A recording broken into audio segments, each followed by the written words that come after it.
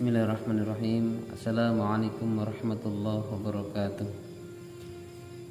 Alhamdulillah. Allahumma salli ala Muhammadin abdillah wa ala alihi wa sahbihi wa mawala.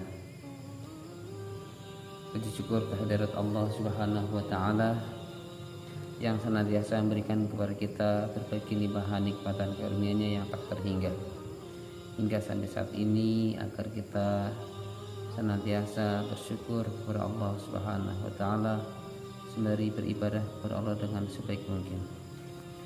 Salawat beserta salam semoga senantiasa tercurahkan kepada baginda Rasulullah Muhammad sallallahu alaihi wasallam, yang semoga kita semua mendapatkan syafaat beliau biiznillah. Semoga kita semua diberikan kekuatan untuk senantiasa menghidupkan sunnah-sunnah beliau, dan semoga kelak di yaumul qiyamah kita bisa berjumpa dengan Nabi sallallahu alaihi wasallam. Jamaah sekalian, sahabat sekalian, yang semoga senantiasa dirahmati Allah Subhanahu wa taala. Kita sering mendengar ya akhir-akhir ini ada peraturan baru dari Menteri Agama, yakni tentang larangan untuk mengeraskan suara ketika adzan.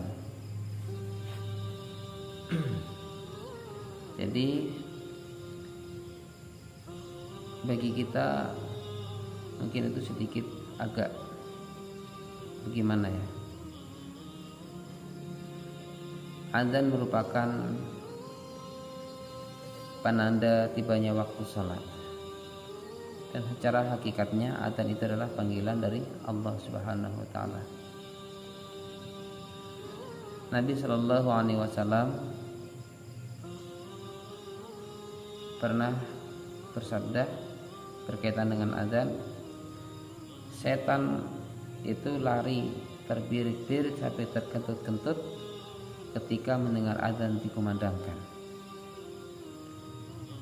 Dalam redaksi yang lain disebutkan pula ketika habis adzan setan datang lagi, kemudian iqamah ditegakkan, setan kembali lari terbirit-birit sampai terkentut-kentut. Dan juga adzan itu dari lafal Allahu Akbar sampai la ilaha illallah merupakan kalimat yang mulia. Ya, kalimat yang mulia. Jadi ditegakkannya adzan itu penanda bahwa masuknya waktu sholat itu sendiri. Mayoritas di tempat saya itu banyak yang non muslim, ada yang agama Nasrani, ada yang agama Hindu ya. Mereka tidak pernah merasa terusik, tidak pernah merasa terganggu dengan suara azan. Nah, yang lebih parahnya lagi, Pak Menteri ini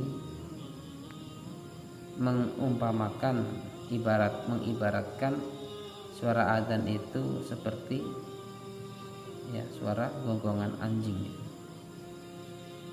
Tentu ini mengundang reaksi ya yang negatif dari netizen, pemirsa. Siapapun tidak terima. Walaupun toh niat Pak Menteri ini tidak menghina suara adzan itu sendiri, tidak menyamakan adzan layaknya seperti suara gonggongan anjing, tapi orang lain memahaminya hal yang seperti ini. Mau tidak mau, Pak Menteri Agama harus meminta maaf kepada umat Islam, khususnya di negara Republik Indonesia ini, mayoritas Muslim. Ya. Jangan sampai membuat gaduh, membuat ketidaknyamanan dalam suatu negeri, karena yang lebih layak untuk menjadi Menteri Agama itu masih banyak. Jadi diharapkan bisa mengayomi khususnya agama Islam sebagai agama Bapak itu tersendiri. Jangan sampai sering mengundang kontroversi, menimbulkan fitnah, memancing amar umat Islam.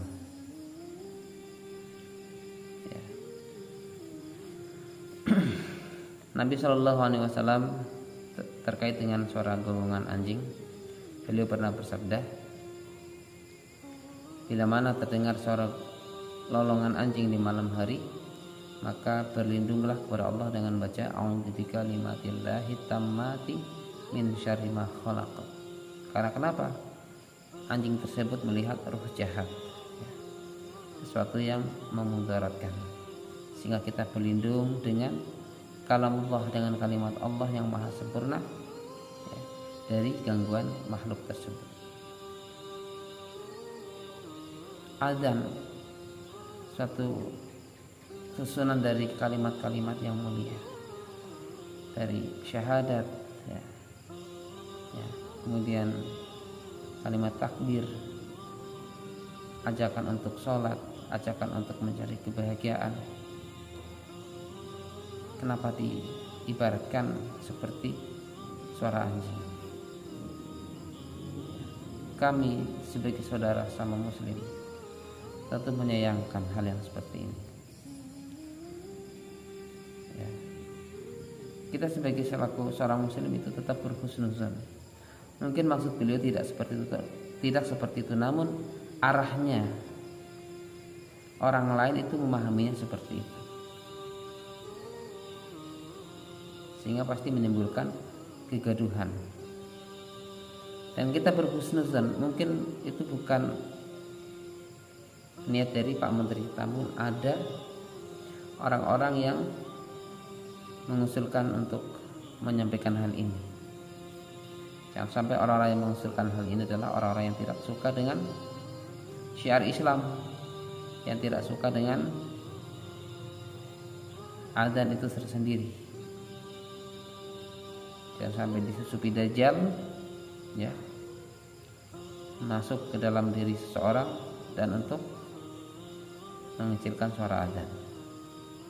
Ingat, ketika suara adzan sudah dikurangi volumenya, bisa jadi besok atau lusa meminta agar adzan jangan pakai suara toa, maksudnya jangan sampai pakai suara toa, sehingga mereka berhasil memadamkan kalimat tauhid dikumandangkan.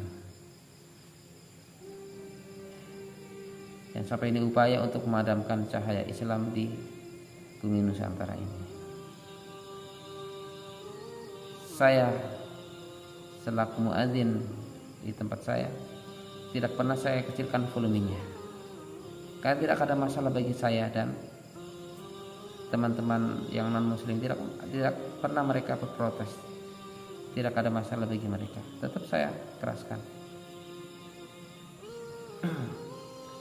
Dan juga bagi teman-teman non muslim, mereka bisa menghargai ketika waktunya sholat dengan dikumandangkannya adzan. Semoga ini bisa mewakili suara teman-teman sekalian melalui channel YouTube saya. Ya, kita berlapang dada, kita bersabar. Ya. Kita bersabar, semoga Allah Subhanahu wa taala senantiasa menghidupkan cahaya Islam ini. Dan semoga kita semua tetap istiqomah di jalannya. Ingat, keutamaan adzan, orang yang paling panjang lehernya nanti di hari kiamat, kata Nabi, adalah orang yang sering adzan. Dan sejauh mana suara adzan bisa didengar, dan sejauh itu pula, ya, benda yang mendengar adzan tersebut akan menjadi saksi nanti di hari kiamat. Semoga manfaatnya. Kurang lebih yang mohon dimaafkan. Assalamualaikum warahmatullahi wabarakatuh.